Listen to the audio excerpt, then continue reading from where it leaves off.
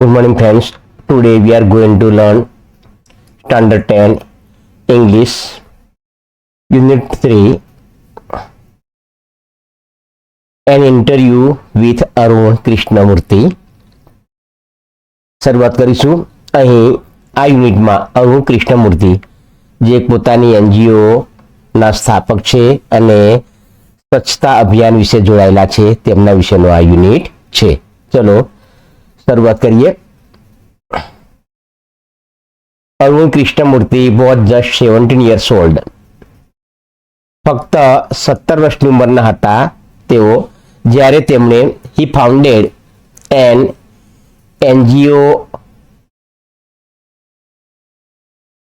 Environmentalist foundation of India EFI ટૂંકું નામ છે.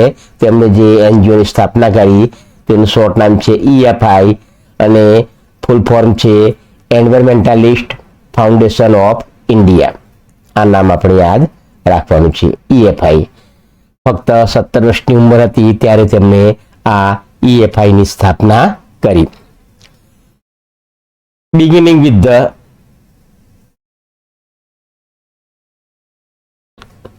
Turtle walk a move to save turtle eggs. એક તેમણે ચળવળ શરૂઆત કરી. ટર્ટલ વોક એટલે કે જે કાચબા હતા દરિયા કિનારે અને ટર્ટલ એગ્સ કાચબાના ઈંડા હતા એન્ડ યંગ હેચિંગ્સ ઇન ચેન્નાઈ. ચેન્નાઈની અંદર જે કાચબાના ઈંડા અને કાચબાના નાના બચ્ચા હતા તેમને બચાવવાની તેમણે એક શરૂઆત કરી. Today, Arun and his team of volunteers, Arun અને તેની ટીમ ઓફ વોલેન્ટિયર્સ, તેના જે ટીમની અંદર સ્વયંસેવકો હતા તેમની ટીમ હેવ ક્લીન્ડ, તેમણે સાફ કર્યા છે beaches and various water bodies, જે બીચ હોય દરિયા કિનારાના તે અને વોટર બોડીઝ એટલે કે જળાશયો તેમણે સાફ કર્યા છે. ઇન ચેન્નઈ, હૈદરાબાદ, દિલ્હી, કોઇમ્બતુર એન્ડ પોંડિચેરી, આ વગેરે શહેરોની અંદર તેમણે બીચ અને જે જળાશયો હોય તે તેમને સાફ કર્યા છે. હવે આ પેરેગ્રાફમાંથી પ્રશ્નો જોઈશું. Question number 1, what is Arun's NGO name? અરુણના જે એનજીઓ હતી નોન ગવર્મેન્ટ ઓર્ગેનાઇઝેશન તેનું નામ શું છે? આન્સર આ પ્રમાણે છે, પેરેગ્રાફમાં છે Arun's NGO name is Environmentalist Foundation of India EFI. ટૂંકું નામ છે EFI અને પૂર્ણ નામ છે Environmentalist Foundation of India. Question number 2, how old was Arun? અરુણની ઉંમર કેટલી હતી? when he founded his NGO, જ્યારે તેમણે NGO ની સ્થાપના કરી ત્યારે તેમની ઉંમર કેટલી હતી? Answer, Arun was 17 years old when he founded his NGO. તેમણે NGO ની સ્થાપના કરી ત્યારે તેઓ 17 વર્ષના હતા. Question number 3, the full form of EFI is blanks. Complete the sentence. વાક્યને પૂર્ણ કરવાનું છે. આન્સર આ પ્રમાણે છે. The full form of EFI is Environmentalist Foundation of India. Question number 4, how did Arun and his team begin? Arun અને તેની ટીમે કઈ રીતે શરૂઆત કરી? Answer, Arun and his team began with the turtle walk. જે કાચબાઓ હોય તેની ચળવળ હોય તેને બચાવવાની જે પ્રવૃત્તિ હતી તેનાથી તેમણે શરૂઆત કરી. Number 5, what is the turtle walk? આ ટર્ટલ વોક શું છે? Answer, the turtle walk is a move to save the turtle eggs. જે કાચબા હોય તેના eggs ઈંડાને બચાવવાના and young hatchlings જે તેના નાના બચ્ચાઓ હોય તેને બચાવવાની એક પ્રકારની ચળવળ હતી. Number 6, Arun and his team begin the turtle walk in blanks. Answer આ પ્રમાણે છે. Arun and his team begin the turtle walk in Chennai. Number 7, in which cities, કયા શહેરોમાં have Arun and his team clean beaches and various water bodies, કયા શહેરોની અંદર તેમની beach અને જળાશયો સાફ કર્યા. Answer, Arun and his team have cleaned beaches and various water bodies in Chennai, Hyderabad, Delhi, Coimbatore and Pondicherry વગેરે શહેરોમાં તેમની ટીમ અને તેમને બીચ અને જળાશયો સાફ કર્યા. Number 8, a volunteer is a person, આ સ્વયંસેવક એ એવી વ્યક્તિ છે who does some paid service, તે પોતાની સેવા આપતો હોય છે વિલિંગલી, સ્વેચ્છાપૂર્વક, ઈચ્છાથી. True or false? Some paid service છે. પેઇડ સર્વિસ એટલે પૈસા લઈને પોતાની સેવા આપતો હોય છે વોલેન્ટિયર. આ વાક્ય ટ્રુ છે કે ફોલ્સ? તો આ આન્સર છે, સેન્ટેન્સ ફોલ્સ છે, કારણ કે પેઇડ સર્વિસ નથી હોતી. વોલેન્ટિયર સ્વયંસેવક હોય છે તે ફ્રીમાં પોતાની સેવા આપતા હોય છે. Number 9, an environmentalist is a person, આ પર્યાવરણવાદી એ એવી વ્યક્તિ છે who works to protect the natural world, જે કુદરતી આપણી દુનિયા છે તેનું રક્ષણ કરવાનું, ફ્રોમ પોલ્યુશન, પ્રદૂષણથી, એન્ડ અધર થ્રેટ્સ, અને બીજા બધા બાબતોથી જે પર્યાવરણ હોય તેનું રક્ષણ કરનારી આ વ્યક્તિ છે એન્વાયરમેન્ટાલિસ્ટ. True or false? તો આ આપણું વાક્ય છે true. Number 10, find out a synonym, તમારે સમાનાર્થી શબ્દ શોધવાનું છે ફોર એ સીશોર, દરિયા કિનારો. ફ્રોમ ધ ટેક્સ્ટ, આપણા ટેક્સ્ટમાંથી સીશોર, દરિયા કિનારો નામનો જે શબ્દ છે તેને શોધો. તો આન્સર છે સીશોરનું સિનોનિમ બીચ, BACS. હવે ત્યાર પછીનું પેરેગ્રાફ જોઈશું. I have supportive parents, Arun આગળ વાત કરે છે કે મને મદદરૂપ થાય, ટેકો આપે એવા માતા પિતા હતા. Who understood that my interest was the environment, તેઓ સમજ્યા હતા કે મારો જે રસ છે તે પર્યાવરણમાં હતો મારો રસ.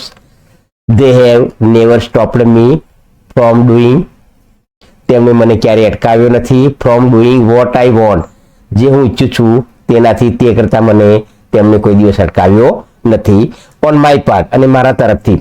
આઈ ઓલ્સો મેડ શ્યોર, મેં પણ તેમને ખાતરી આપી હતી કે that I did not fail my parents in any way, કોઈ પણ રીતે હું મારા માતા પિતાને નિરાશ કરીશ નહીં. આઈ ઓલવેઝ ઇન્ફોર્મ ધેમ, તે હું હંમેશા તેમને માહિતગાર કરતો.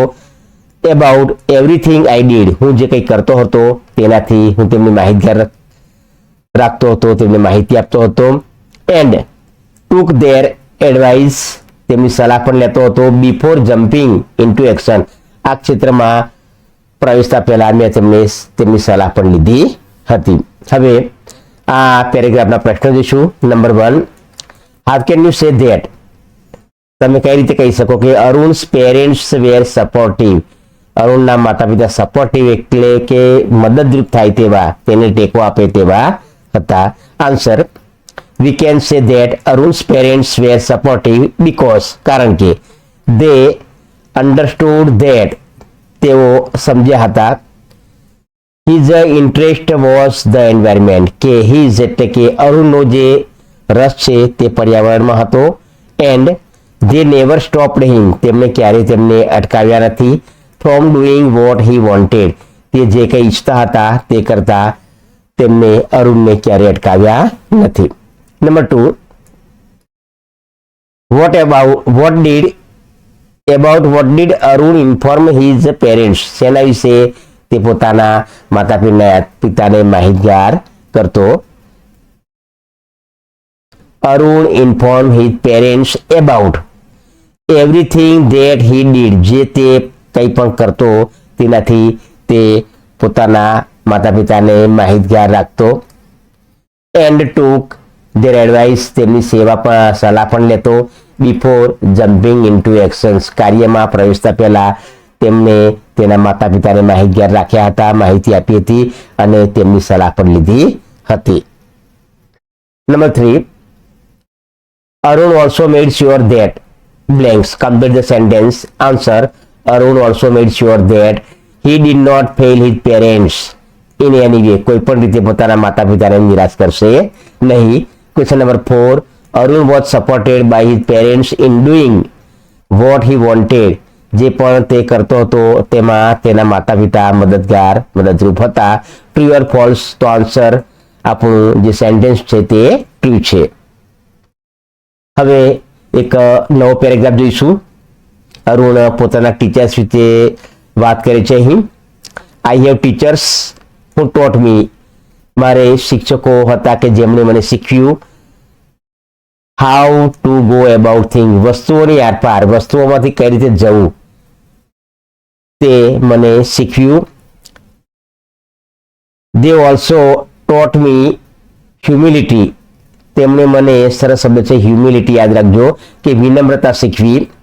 સો ધેટ, અને જેથી કરીને I did not become snobbish or arrogant. જેથી કરીને હું સ્નોબિશ એટલે દંભી અથવા તો એરોગન્ટ એટલે અહંકારી બની શક્યો નહીં, હું બન્યો નહીં. એન્ડ સ્ટાર્ટ, અને શરૂઆત કરી. સ્ટાર્ટ થિંકિંગ, અને મેં વિચારવાની શરૂઆત કરી. I was a superstar. હું એક સુપરસ્ટાર હતો. બીકોઝ, કારણ કે I was doing all this environment work. હું આ બધું પર્યાવરણનું કામ કરી રહ્યો હતો એટલે હું એક પ્રકારે સુપરસ્ટાર હતો. દે ટોટ મી, તેઓએ મને શીખવ્યું ટુ બી સિમ્પલ, એકદમ સાદગી. And keep learning all the time, હંમેશા સતત સમયની સાથે શીખતા રહેવાનું મને શીખ્યું. તો અરુણ આ રીતે પોતાના ટીચર્સ વિશે વાત કરે છે. આ પેરેગ્રાફની પ્રશ્ન જોઈશું. નંબર 1, હું ટોટ અરુણ હ્યુમિલિટી. વાય? અરુણને હ્યુમિલિટી એટલે કે વિનમ્રતા કોને શીખવી, શા માટે? Answer: Arun's teachers taught him humility. અરુણના જે શિક્ષકો હતા તેમણે તેને હ્યુમિલિટી એટલે કે વિનમ્રતા શીખવી. સો ધેટ, કે જેથી કરીને હી ડીડ નોટ બીકમ સ્નોબિશ, પોતે દંભી, ઓર એરોગન્ટ અથવા તો અહંકારી, દંભી કે અહંકારી બન્યો નહીં. એન્ડ સ્ટાર્ટ થિંકિંગ, અને વિચારવાનું તેણે શરૂ કર્યું. That he was a superstar, પોતે સુપરસ્ટાર હોય તેવું તેણે વિચારવાનું શરૂ કર્યું. નંબર 2, એરોગન્ટ અહંકારી. પર્સન ઇઝ ધ પર્સન, એક એવી વ્યક્તિ છે હુ હેઝ ઇન્સલ્ટિંગ એટીટ્યુડ, કે જેને અહંકારી કોઈ વ્યક્તિ એને કહેવાય કે બીજાનું અપમાન કરવાનું એક વલણ હોય છે, તેને અહંકારી કહેવાય છે. True or false? આન્સર છે true. Number 3, Arun's teacher taught him how blanks છે and also to be simple and keep ખાલી જગ્યા. Answer: Arun's teachers taught him how to go about things and also to be simple and keep, અને પછી બીજી બ્લેન્કમાં આવશે learning all the time. Number 4, find out synonym એટલે સમાનાર્થી શોધવાનું છે આપણે. For humbleness, for the text, કે હમ્બલનેસ વિનમ્રતા વાળો વ્યક્તિ હોય, હમ્બલનેસ વિનમ્રતા.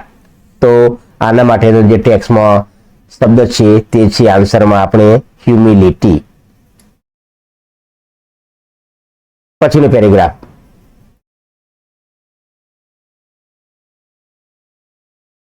It is always good to decide in favor of what you really love to do. હંમેશા એક બાબત સારી હોય છે એમ નિર્ણય કરવાની તમારા પક્ષમાં, તમારા હિતમાં, કે તમે what you really love to do, તમે ખરેખર પસંદ કરો છો, તમે કંઈક you really love to do, જે કરવાનું તમે પસંદ કરો છો એના પક્ષમાં નિર્ણય કરવાનો એક બહુ સરસ બાબત છે.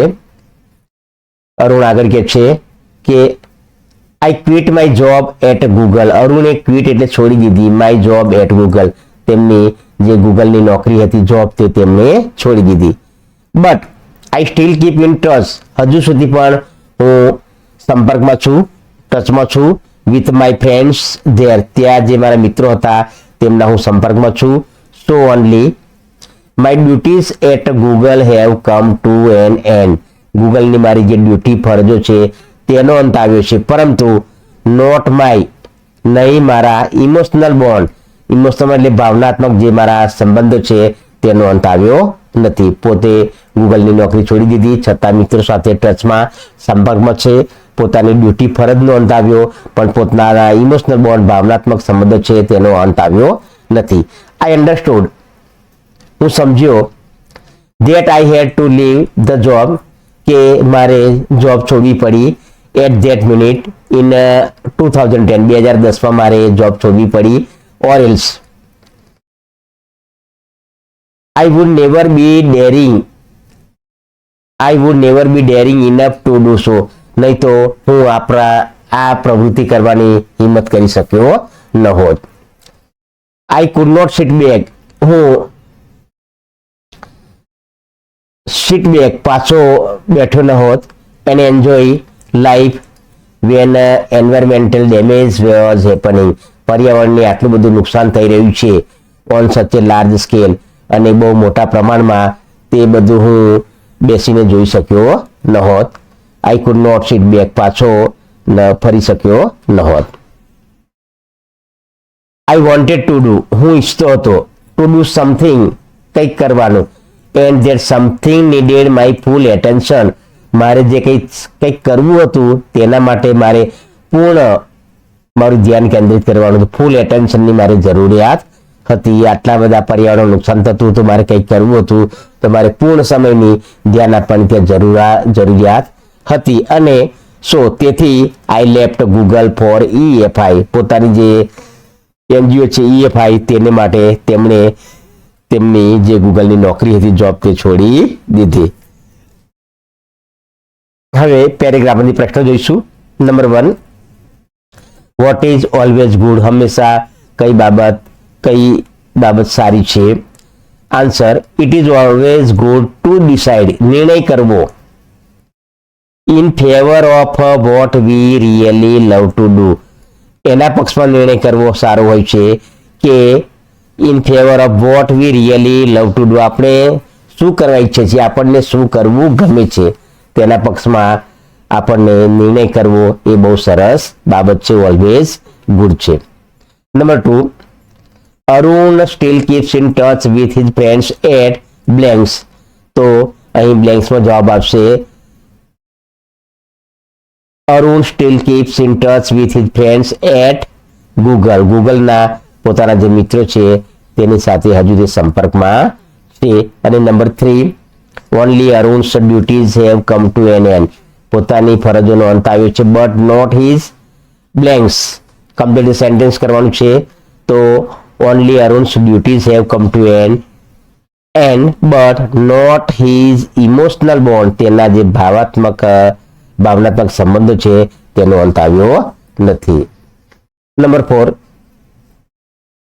in which year did Arun leave his job, કયા વર્ષમાં અરુણે પોતાની જોબ છોડી. Answer, Arun left his job in 2010, 2010માં તેણે પોતાની જોબ છોડી. Number 5, Arun could not sit back, પોતે બેસી ન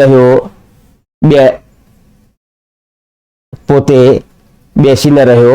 and enjoy life, અને જિંદગીનો આનંદ ન માણ્યો. because, complete sentence, તો because environmental damage was happening on such a large scale, કે પર્યાવરણનું જે ડેમેજ, નુકસાન હતું એ બહુ મોટા પાયે થઈ રહ્યું હતું, પરિણામે પોતે બેસી રહ્યો નહીં અને જિંદગીનો આનંદ માણી શક્યો નહીં. Number 6, find out a synonym, સમાનાર્થી શોધવાનું છે. For a relationship from the text. Relationship એટલે સંબંધ, આના માટેનો જે ટેક્સમાંથી આપણે સિનોનિમ, સમાનાર્થી શબ્દને શોધવાનો છે. આન્સર છે રિલેશનશિપ. આના માટે સંબંધ છે બોન્ડ, BOND, બોન્ડ એટલે સંબંધ. Number 7, find out the words, એવો શબ્દ શોધી કાઢો which are similar to each other from the text. ટેક્સ્ટમાં એકબીજાના સમાનાર્થી હોય એવા બે શબ્દો છે એ શોધી કાઢો. તો ક્વિટ છોડી દેવું અને લેફ્ટ એટલે પર છોડી દેવું, બંને શબ્દો સિનોનિમ સમાનાર્થી છે. હવે બીજો પેરેગ્રાફ જોઈશું. Everything from a diaper to worn out slippers. ડાયપરથી માંડીને ઘસાયેલા તૂટેલા સ્લીપર સુધીનું દરેક વસ્તુ.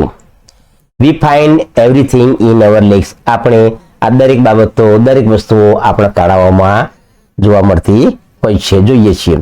This is so disturbing because, આ બધું એટલું બધું ખલેલ પાડનારું છે. Because it is a water, કારણ કે આ પાણી છે. And water is the basis of life, પાણી એ જીવનનો પાયો છે. How can we not care for this water bodies. આપણે આ જળાશયોની શા માટે કાળજી લેવી ન જોઈએ. વી યુઝ ધીસ ગાર્બેજ, આ કચરાનો આપણે ઉપયોગ કરીએ. ફોર લેન્ડફિલ, જમીનના પૂરણ તરીકે, જમીનમાં પૂરણ કરવા માટે આપણે આ નકામા કચરાનો ઉપયોગ કરી શકીએ. વિથ નો ઓર મિનિમલ, ઓછામાં ઓછું એક્સપોઝર, સંપર્કમાં આવે ટુ ધ આઉટસાઇડ એન્વાયરમેન્ટ, અને જેથી કરીને તે મિનિમલ એટલે ઓછામાં ઓછો બહારના પર્યાવરણમાં સંપર્કમાં આવી શકે. We ensure that the lake area, આપણે પણ ખાતરી કરવી જોઈએ કે પાણીનો જે એરિયા છે એને વોટર હોલ્ડિંગ્સ આર, પાણીના અને આ પાણીના જે સ્ત્રોત છે તે બધા ફ્રી ફ્રોમ ગાર્બેજ, કચરાથી મુક્ત હોવા જોઈએ.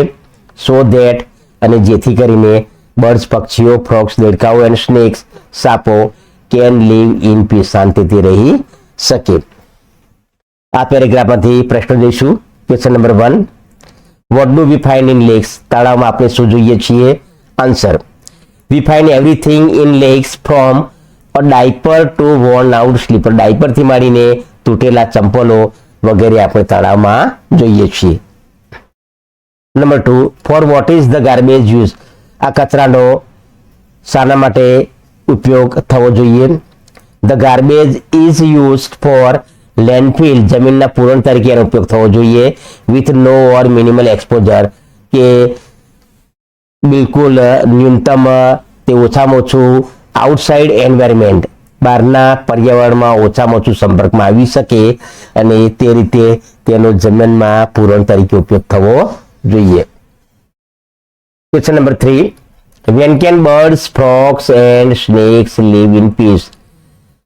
પક્ષીઓ, દેડકાઓ અને સાપો ક્યારે શાંતિથી રહી શકશે. Answer, birds, frogs and snakes can live in peace, શાંતિથી રહી શકશે. When we will keep the lake, જ્યારે આપણે તળાવને રાખીશું, lake area and water holdings, પાણીનો એરિયા ફ્રી ફ્રોમ ગાર્બેજ, કચરાથી મુક્ત રાખીશું, ત્યારે આ બર્ડ્સ, ફ્રોગ્સ ને સ્નેક્સ શાંતિથી રહી શકશે. અને question number 4, landfill is a system. જમીનનું પૂરણ એ એવી પ્રક્રિયા છે under which waste material are buried, કે નકામો કચરાને બરીડ એટલે દાટી દેવામાં આવે છે. અંડર ધ ગ્રાઉન્ડ, જમીનમાં દાટી દેવામાં આવે છે. આ વાક્ય ટ્રુ છે કે ફોલ્સ? તો વાક્ય ટ્રુ છે. નકામો કચરો છે તે જમીનમાં બરીડ કરવામાં આવે છે, દાટવામાં આવે છે, અને લેન્ડફિલ કહેવાય છે. હવે એક નવો પેરેગ્રાફ જોઈશું. Firstly, we should all stop throwing trash. પહેલા તો આપણે આ ટ્રેશ, કચરો છે એ બહાર ફેંકવાનું બંધ કરવું જોઈએ. આઉટસાઇડ અવર હોમ્સ, આપણા ઘરની બહાર. નેક્સ્ટ, બીજું, વી શુડ રિડ્યુસ, આપણે ઓછું કરવું જોઈએ.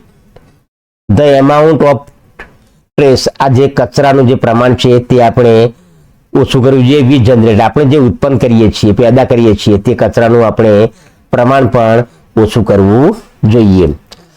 ટોસ, આ નકામી સળીઓ વગેરે હોય છે. Tissues, wrappers, batteries, fast food junk, આ બધી વસ્તુઓ.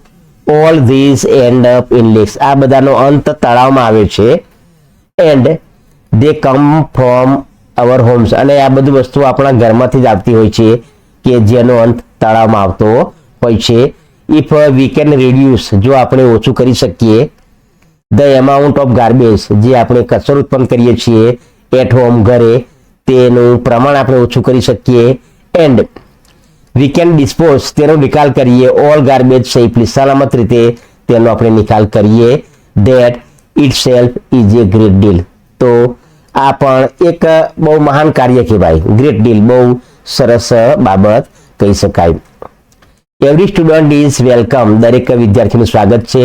ટુ વોલ્યુન્ટિયર, સ્વયંસેવક તરીકે, with us in helping the environment, પર્યાવરણની મદદ કરવામાં અમારી સાથે કોઈ પણ વિદ્યાર્થી આવે તેનું સ્વયંસેવક તરીકે સ્વાગત છે, આવું અરુણ કહે છે. હવે આ પેરેગ્રાફની પ્રશ્ન જોઈશું. Question number 1, which advices are given by Arun for the environment, પર્યાવરણ માટે અરુણ કઈ સલાહ આપે છે, સલાહ આપવામાં આવી. The advices are given by Arun that, આ સલાહ આપવામાં આવી, we should all stop throwing trash outside, બહાર આપણે જે કચરો ફેંકીએ છીએ તે બંધ કરવું જોઈએ. આઉટસાઇડ અવર હોમ, આપણા ઘરની બહાર કચરો ફેંકીએ છીએ તે આપણે બંધ કરવું જોઈએ. એન્ડ વી શુડ રિડ્યુસ, આપણે ઓછું કરવું જોઈએ, ધ એમાઉન્ટ ઓફ ટ્રેશ, કચરાનું જે પ્રમાણ છે, વી જનરેટ, આપણે જે ઉત્પન્ન કરીએ છીએ કચરો તેનું પ્રમાણ આપણે રિડ્યુસ કરવું જોઈએ, એટલે ઓછું કરવું જોઈએ. બહાર ફેંકવાનું બંધ કરવું જોઈએ અને કચરો જે ઉત્પન્ન કરીએ છીએ તેનું પ્રમાણ ઓછું કરવું જોઈએ. Question number 2, which things end up, કઈ બાબતોનો અંત આવે છે, એન્ડ અપ ઇન લેક્સ, તળાવમાં, ફ્રોમ અવર હોમ્સ, આપણા ઘરની કઈ બાબતોનો તળાવમાં અંત આવતો હોય છે. Answer, straws, tissues, wrappers, batteries, fast food junk, all these end up in lakes from our home, આ બધી બાબતોનો તળાવમાં, આપણા ઘરમાંથી તળાવમાં અંત આવતો હોય છે. પછીનો પ્રશ્ન number 3, what itself is a great deal, પોતાની જાતે કયું બહુ મહાન કાર્ય કહેવાશે, ગ્રેટ ડીલ.